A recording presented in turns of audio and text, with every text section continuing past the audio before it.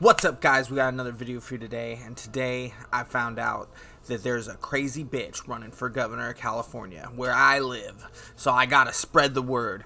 Now, apparently Gavin Newsom has run out of time. Okay, there's term limits set, and he's run every governor race he can possibly run. So Gavin Newsom is 100% out. He cannot run again. But this crazy lady is apparently running for governor against the cop buddy, Chad Bianco.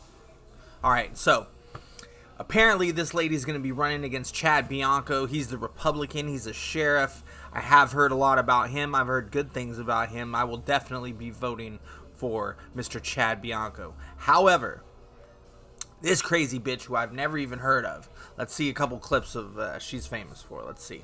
Chad Bianco. Alright, so apparently this lady's going to be running against Chad Bianco. He's the Republican. He's a sheriff. I have heard a lot about him. I've heard good things about him. I will definitely be voting for Mr. Chad Bianco. However, this crazy bitch who I've never even heard of. Let's see a couple clips of she's famous for. Let's see. This newly important, in the sense of the Supreme Court decision pending, abortion issue. How do those two issues compare?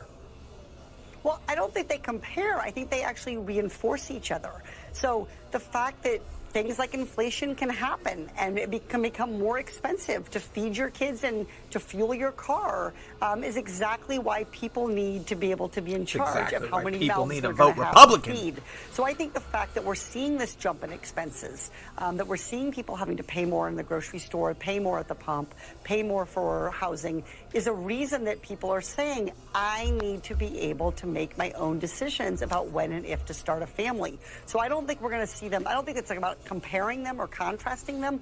I think they reinforce for people just how big of a responsibility it is to take care of a family. All right, so that all sounded good, but we all know Democrats lie, and they use our emotions to get us to vote. So of course she's going to be talking about food and gas, but that's what's on everybody's mind. But the only person I've ever seen improve food and gas is the Republicans. I mean, look at every Republican state.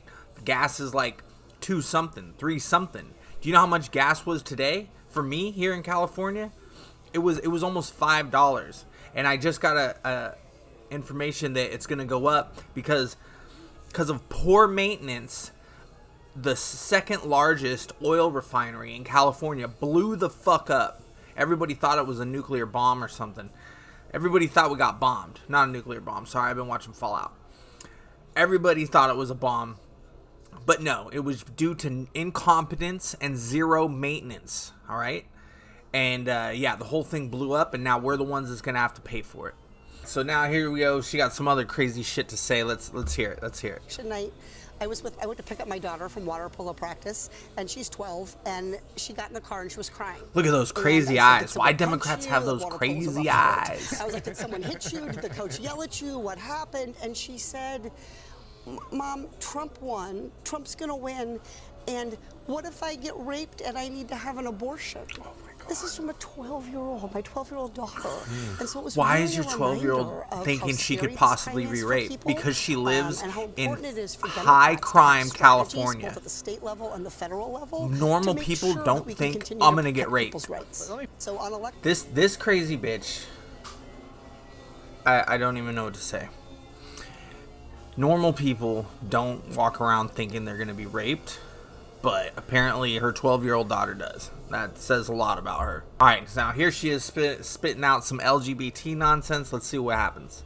Allegation of groomer and pedophile. It is alleging that a person is criminal somehow and engaged in criminal acts merely because of their identity, their sexual orientation, their gender identity.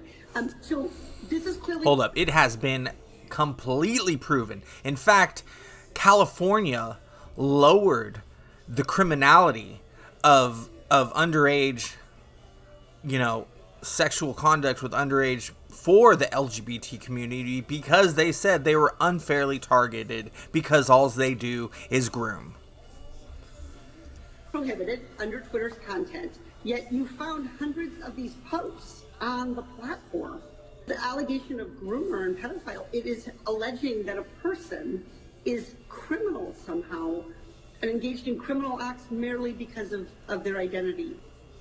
So this is about the new redistricting. The Gavin Newsom is so upset that he's trying to change the laws in California, can draw their own map and make their own rules. When it was already drawn and it was already set in stone, I think 3 years ago, correct me if I'm wrong, 3 years ago, and it's not supposed to be only every 10 years. So we got another 7 years before we should even consider redistricting. And this motherfucker is changing the rules so he can get more seats, so he can get more votes, so they can combat Trump because of what they did in Texas, which California's done it how many times?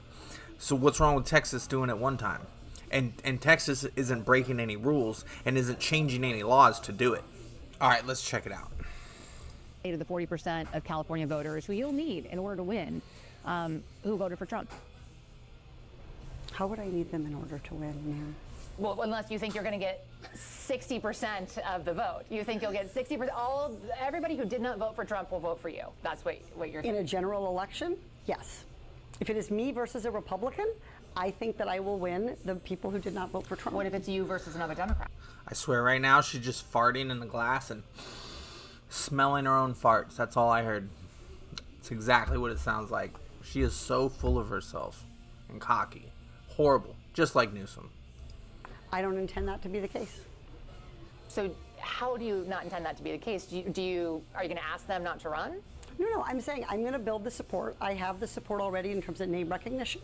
And so I'm going to do the very best I can to make sure that we get through this primary in a really strong position. But let me be clear with you. I represented Orange County. I represented a purple area. I have stood on my own 2 feet and won Republican votes before. That's not something every candidate in this race can say. If you're from a deep blue area, if you're from LA or you're from Oakland, you don't have an experience. But you just said you don't need those Trump voters. Well, you asked me if I needed them to win. So you don't I think feel like this is unnecessarily argumentative. What is your question? The question is the same thing I asked everybody, that this is being called the empowering voters to stop Trump's power grab. Every other candidate has answered this question. This is not Correct. And I said I support it. So, and the question is, what do you say to the 40% of voters who voted for Trump? Oh, I'm happy to say that. It's the do you need them to win part that I don't understand. I'm happy to answer the question as you have it written, and I'll answer it. And we've also asked the other candidates, do you think you need any of those 40% of California voters to win? And you're saying, no, you don't. No, I'm saying I'm going to try to win every vote I can. And what I'm saying to you is that... Well, to those voters, okay, so you... I don't want to keep doing this. I'm going to call it. Okay. Thank you. You're not going to do the interview with us? Nope, not like this. I'm not. Not with 7 follow-ups to every single question you ask. Like this. Every other candidate has answered. I don't care. I don't care. I want to have a pleasant, positive conversation in which you ask me about every issue on this list. And if every question you're going to make up a follow-up question, then we're never going to get there. Ms. And Porter, we're just going to circle around. I am an investigative I have never had to do reporter. this before, ever. You've never had to have a You've never had an interview where they were asked tough questions? I believe that. conversation with to end the an reporter? interview. Okay, but every other candidate has done this. What part of I'm me? I'm running for governor because I'm a leader. So I am going to make... So you're not going to answer questions from reporters? Okay, why don't we go through? I will continue to ask follow-up questions because that's my job as a journalist, but I will go through and ask these and... Let the lady do her motherfucking job and answer the questions like the slimy politician you are. If you don't want to answer, you don't want to answer. So nearly every legislative... I don't want to have an unhappy experience with you, and I don't want this all on camera. I don't want to have... I bet you don't want it all on camera because it's going to go viral and people like me are going to commentate on it. Someone who's born and raised in California, someone who's sick and tired of the politics in California, and we want to see a change. And the change is not you. You are the exact same thing as Gavin Newsom. Happy experience with you either. I would love to continue to ask these questions so that we can show our viewers what every candidate feels about every one of these issues that they care about. And redistricting is a massive issue. We're going to do an entire story just on the responses to that question. And I've asked everybody the same follow-up questions.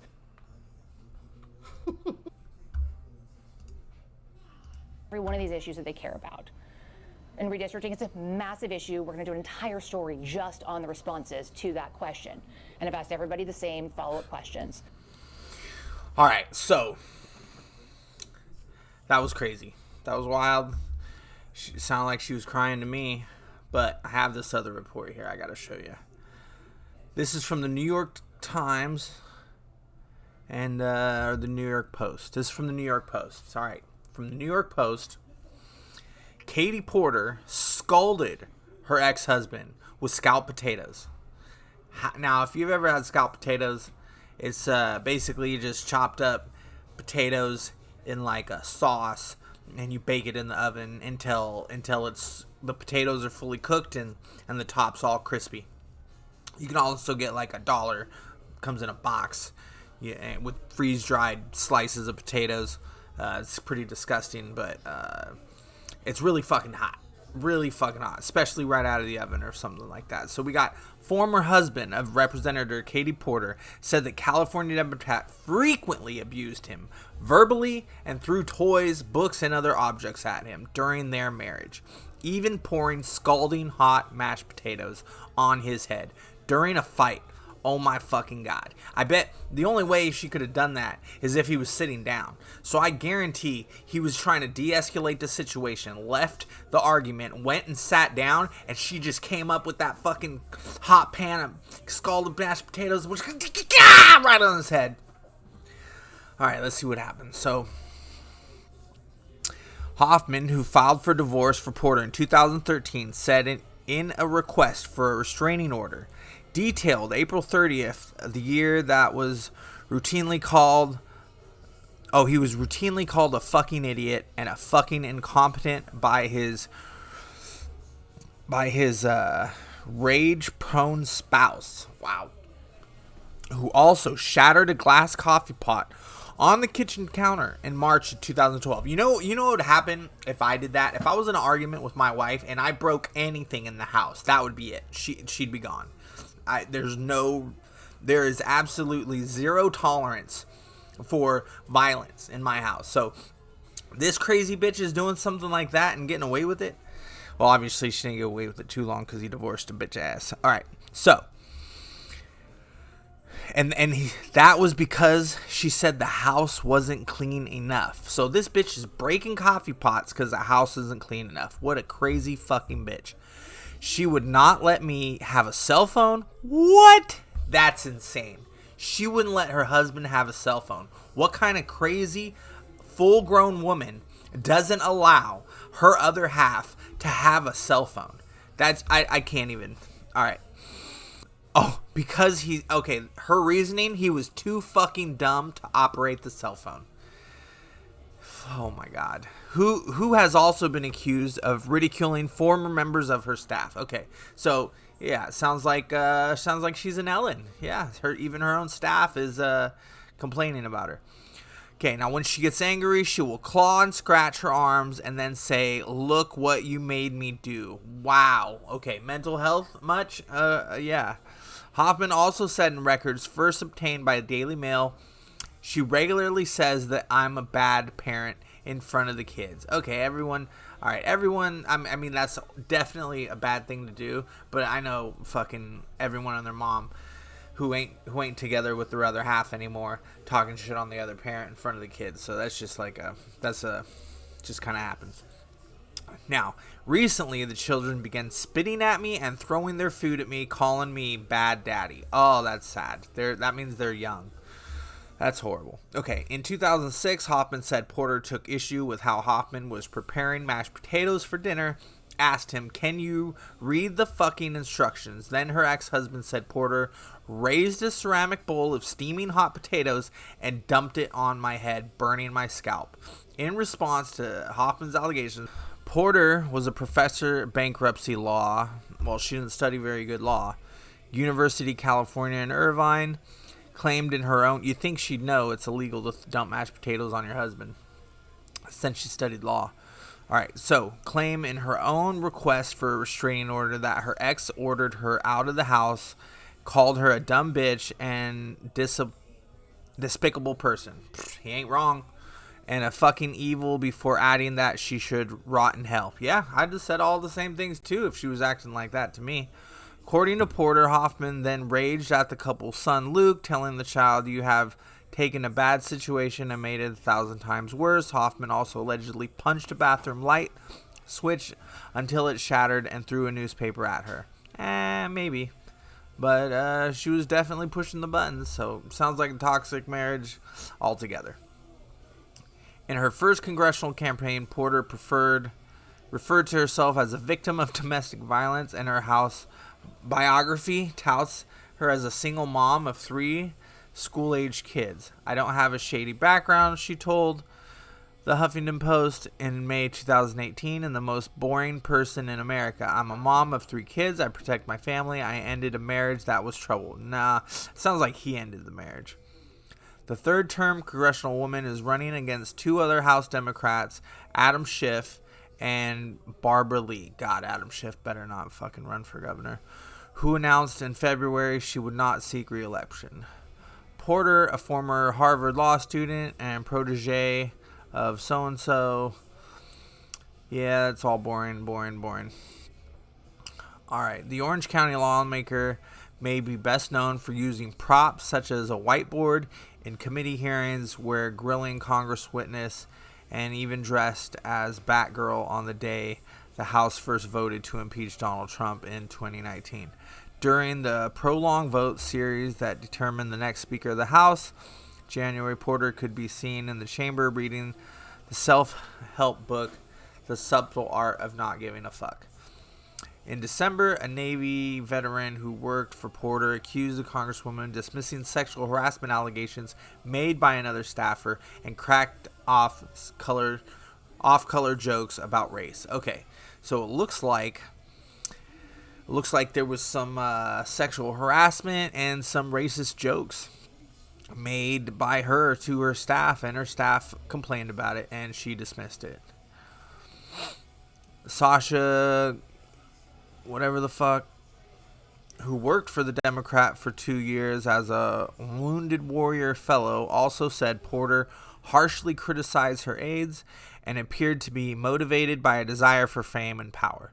Does that sound familiar? Gavin Newsom. So yeah, let's say, yeah, she's a crazy, crazy bitch, and God, I hope she doesn't fucking win governor of California. If she does, you'll be seeing a whole lot of videos from me talking a whole lot of shit. Alright, till next time. Peace.